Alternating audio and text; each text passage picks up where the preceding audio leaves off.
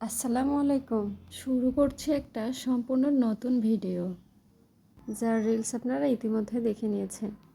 অনেকে হয়তো বা এক্সপেক্ট করতেছেন এর মূল ভিডিও কবে দেখব, তাদের জন্য নিয়ে আসলাম আজকের ভিডিও। আজকের ভিডিও শুরু করার আগেই আমি বলে রাখতে চাই, এই স্ন্যাক্সটা শুধুমাত্র বাচ্চা বা শুধুমাত্র বড়দের জন্য না, উভয়ে খেতে পারে। সেক্ষেত্রে একটু মরিচের পরিমাণটা নজর রাখতে হবে। তো আমি এখানে বড় সাইজের 4টা আলু সিদ্ধ করে নিয়েছি, অবশ্যই ম্যাশ করে নিয়েছি।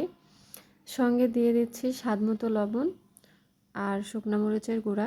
চাইলে এখানে আপনারা চিলি ফ্লেক্স ইউজ করতে পারেন। খুব স্পাইসি হয় এরকম কোনো মরিচ ইউজ করা যাবে না, যেহেতু পুরোটা স্ন্যাক্সের ভিতরে যাবে এবং স্ন্যাক্সটা আবার কুকড হবে, ফ্রাই হবে। তাই আমি এখানে শুকনো মরিচের গুঁড়া দিয়েছি। চাইলে আপনারা ক্রাশড চিলি ফ্লেক্স ইউজ করতে পারেন। আর আমি আগেই ময়দা মেখে রেখেছি, পরোটার ডো যেভাবে রাখে ঠিক সেভাবেই মেখে রেখেছি। আমি 4টে পরোটার সমান ডো করে রেখেছি, সেটা আমি রুটি বেলে নিয়েছি। পরোটার থেকে একটু মোটা। এবার আমি ম্যাশ করা আলুটা যে ছিল সেটাকে আমি সুন্দরভাবে বিছিয়ে দিয়ে তার সমান আর একটা পরোটা তার উপরে বিছিয়ে দিলাম। এভাবে আমি 4টা করেছি।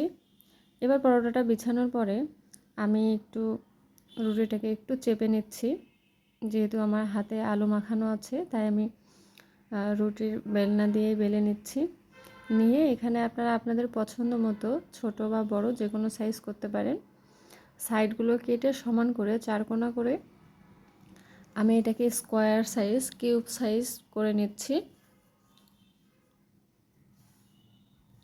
করে নেওয়ার পরে আমি এগুলোকে একটা শেপ দিব। ঠিক এভাবে আমার হাতের দিকে লক্ষ্য করলেই বুঝতে পারবেন, ঠিক এভাবে একটা শেপ দিয়ে নিতে হবে। এই শেপ দেওয়ার ফলে এই স্ন্যাক্সের সাইডগুলো সিল হয়ে যাচ্ছে। একটু চেপে দিতে হবে যাতে করে সুন্দরভাবে সিল হয়। সবগুলো করা হয়ে গেছে। এগুলোকে অবশ্যই ডুবো তেলে ভাজতে হবে, একটু লো হিটে সময় নিয়ে ভাজতে হবে, নয়তোবা ক্রিসপি সুন্দর হবে না খেতে। এটাকে খুব বেশি নাড়া যাবে না, 2-একবার উল্টিয়ে পাল্টিয়ে দিলেই হয়ে যাবে।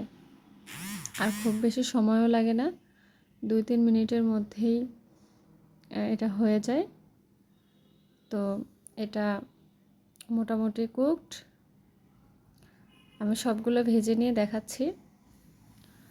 আমার সবগুলো ভাজার পরে যে কোয়ান্টিটি ছিল আমার বাচ্চারা আগে খেয়ে ফেলেছে, যেটুকু ছিল সেটুকু আপনাদের সামনে আমি পরিবেশন করে দেখাচ্ছি। এই হলো ফাইনাল লুক। ধন্যবাদ।